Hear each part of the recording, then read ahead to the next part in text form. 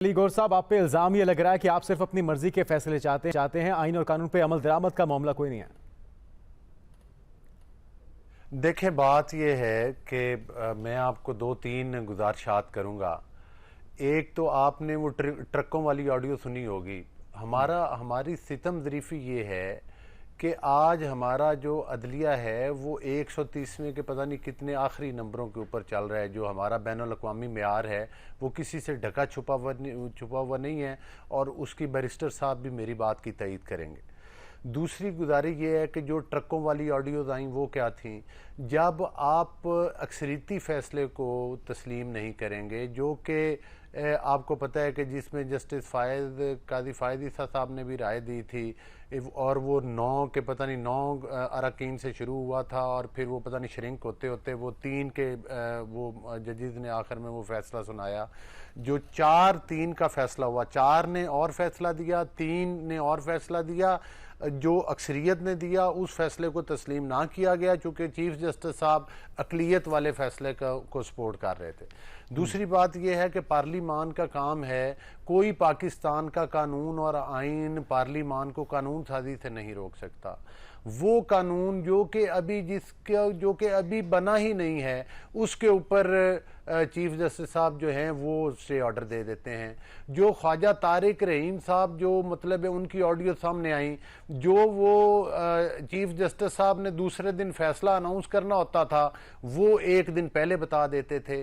کل 2 معزز وکلا ان کی عدالت میں گئے، مجھے یہ بتائیں کہ پہلے وہ جا کر عمران احمد نیازی صاحب کو وہ ملے ہیں دونوں، پھر اس کے بعد وہ چیف جسٹس کو ملے ہیں، پھر اس کے بعد چیف جسٹس کو ملنے کے بعد جناب وہ پھر آپ نے چیف جسٹس صاحب اور اس بینچ کے جو ہیں وہ بیانات بھی پھر وہ سن لیے، جس سے کہ آپ کو اعتراض کس چیز پہ ہے صاحب نے علی گور صاحب؟ یہ ساری جو ملاقاتیں ہو رہی ہیں، آپ کو اعتراض کس چیز پہ؟ کلیئر کٹ اعتراض اس چیز پر ہے کہ خدارہ عدلیہ کی توقیر کو جو ہے وہ روندہ نہ جائے، اس طرح سے بے توقیر نہ کیا جائے سپریم کورٹ آف پاکستان کو۔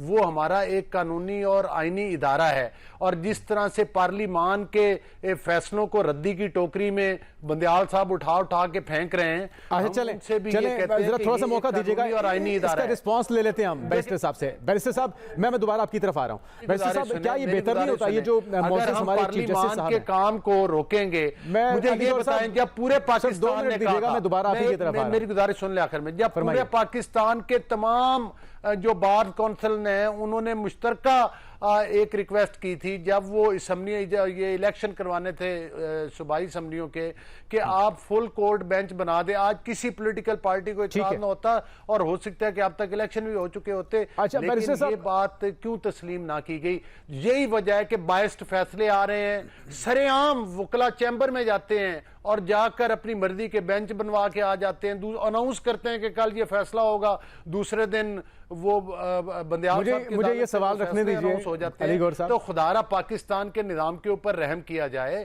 اس رویے کو تبدیل کیا جائے۔ رویے کو تبدیل کرنے کی بیرسٹر صاحب بات ہو رہی ہے کہ معزز چیف جسٹس صاحب کے جانے میں اب چند ماہ باقی رہ گئے ہیں، تو کیا یہ بہتر نہیں ہوگا کہ وہ جو عدلیہ کی توقیر کا معاملہ ہے، عدلیہ کی کریڈیبلٹی کا معاملہ ہے، اس کے اوپر بھی نظر ثانی کریں، اور پریکٹس پروسیجر بل کا فیصلہ آنے کے بعد اگر اس فیصلے کو دیکھا جاتا، اس کیس کو دیکھا جاتا، تو زیادہ بہتر نہ ہوتا، تنقید نہ کی جاتی؟ دیکھیں بات یہ ہے کہ جس طرح سے وہ چیف جسٹس صاحب کی مدر ان لا کی آڈیوز آئیں سامنے، ان پر نہیں، ایک وقت وہ آئے گا مستقبل۔ مجھے موقع دیجئے بیرسٹر صاحب، یہ سوال آپ سے آئیے۔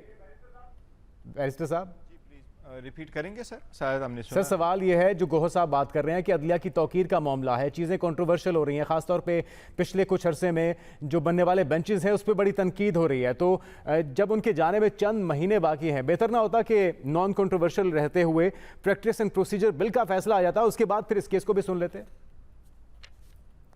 کہ میں نے پہلے بھی عرض کر لیا کہ پریکٹس اینڈ پروسیجر جو قانون یہ لے کے آتے ہیں اس میں تو فقط اتنا ہی ذکر کیا تھا کہ چیف جسٹس اگر بینچ بنائیں گے تو اس سے پہلے 3 ممبر کمیٹی بنے گی، اور اس چیف جسٹس صاحب بھی اس میں ایک ہوں گے، اور وہ فیصلہ کرے گی کہ اس کو سننا ہے یا نہیں سننا، اور اس کے بعد بینچ لگایا جائے گا۔ چونکہ وہ قانون آئین کے مطابق سپریم کورٹ نے سسپینڈ کیا، اس پہ عمل درآمد ہو نہیں سکتا۔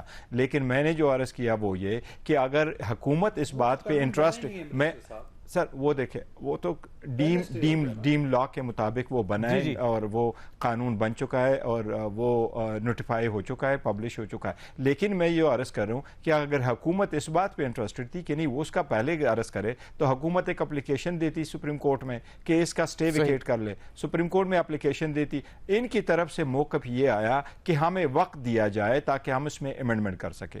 اب جو ملٹری کورٹس بن رہے ہیں اور اس میں پٹیشنیں آ رہی ہے اور باقی جو پبلک ایٹ لارج کا مسئلہ ہے اس کے لیے تو سپریم کورٹ کا پریکٹس اینڈ پروسیجر کے قانون کے فیصلے تک تو کوئی ایسا نہیں ہو سکتا کہ عوام سفر ہو جائے. اب قاضی فائیسا صاحب خود نہیں بیٹھ رہے تو کیا باقی سارے جج صاحبان اپنے بینچز میں بیٹھ جائے اور انٹائر مشینری جو سپریم کورٹ کے جو تھرڈ پلر ہے وہ جا کر کے رک جائیں؟ یہ تو نہیں ہو سکتا. طریقہ کار یہی ہے کہ جو قانون رائج ہے اور رول کے مطابق اور جس قانون پہ ابھی فیصلہ آنا باقی ہے کہ کیا وہ قانون ہے اور جس پہ ان کا اپنا موقف ہے کہ اس قانون میں سکم ہے، تو یہ تو ان کے ویسے ایک جواز مجھے لگ نہیں رہا. یہی طریقہ کار ہے کہ سپریم کورٹ فیصلہ یہ دے گی اور سپریم کورٹ کو جلد سے جلد فیصلہ دینے چاہیے. امید ہے کہ ٹیوزڈے تک اس موجودہ جو پٹیشنز ہے اس پہ فیصلہ آ جائے. جی ہاں، چیف جسٹس کا بھی ایسا ہی کہنا ہے کہ منگل تک کوئی نہ کوئی ڈائریکشن سامنے آ جائے گی. قاہرہ صاحب، یہ تمام جو بوجھ ہے اس وقت موجودہ حکومت کے اوپر، یقینی طور پہ پیپلز پارٹی کو بھی اس بوجھ کو اٹھانا ہوگا اور آنے والے انتخابات میں عوام کی طرف سے جو رد عمل آئے گا اس کا سامنا بھی کرنا ہوگا. آپ کے خیال میں اتنے سارے جو کنفنٹریشنز کھلی ہوئی ہے، جو اتنے سارے محاذ کھلے ہوئے ہیں، جس کے اندر اب بجلی کا بحران کا جو محاذ ہے وہ سب سے زیادہ ابلتا ہوا نظر آ رہا ہے، جیسے جیسے گرمی بڑھ رہی ہے لوڈ شیڈنگ میں اضافہ ہو رہا ہے. آپ کے خیال میں ان چیزوں پہ توجہ دینا زیادہ ضروری نہیں ہے بجائے اس کے کہ اداروں سے محاذرائی بڑھائی جائے؟ پہلی بات یہ آپ کہ سوال کی طرف آنے سے پہلے میں بیرسٹر صاحب سے ایک سوال کرنا چاہتا ہوں کہ جب آپ تمام وکلاء ایک چیز کی ڈیمانڈ کرتے ہیں تو سارے لوگ جو ہیں ان کی ڈیمانڈ کے اوپر بات کرنا شروع کرتے ہیں کہ جی بالکل وکلاء بالکل صحیح ڈیمانڈ کر رہے ہیں.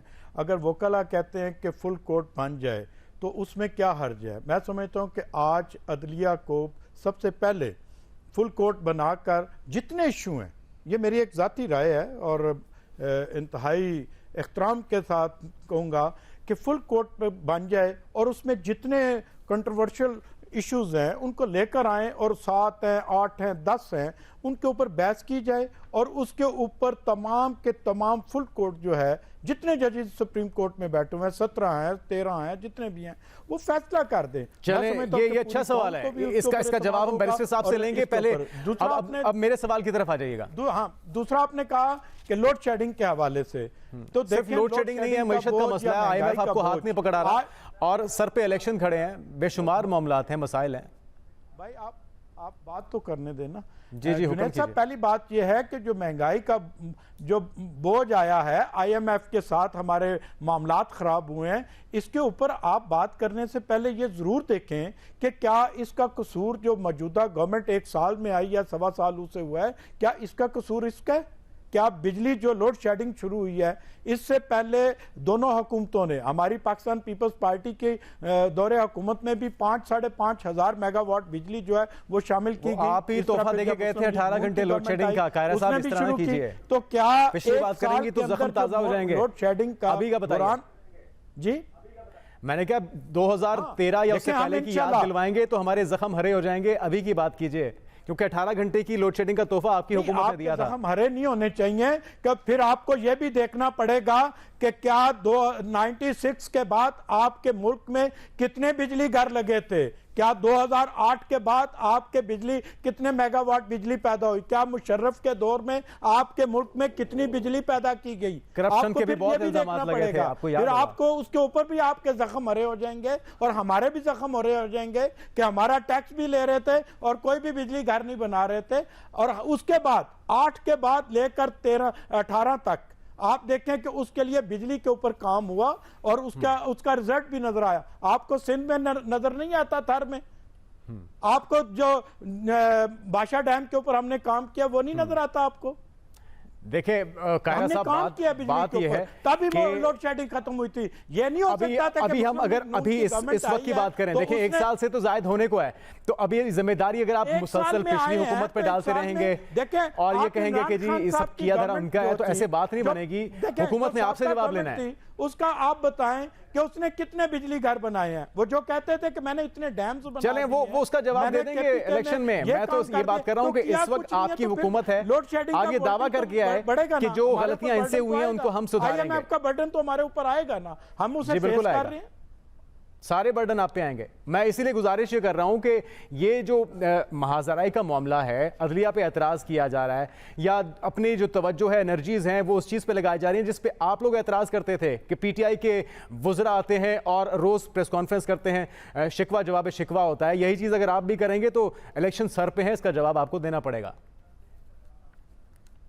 नहीं, हम बिल्कुल जवाब देंगे। जब अवाम में जाएंगे हम उसका जवाब देंगे, इसमें कोई शक नहीं है। लेकिन जब अदारे जो हैं वो सियासी अमल में मुदाखलत करेंगे तो सियासी अमल कैसे चलेगा?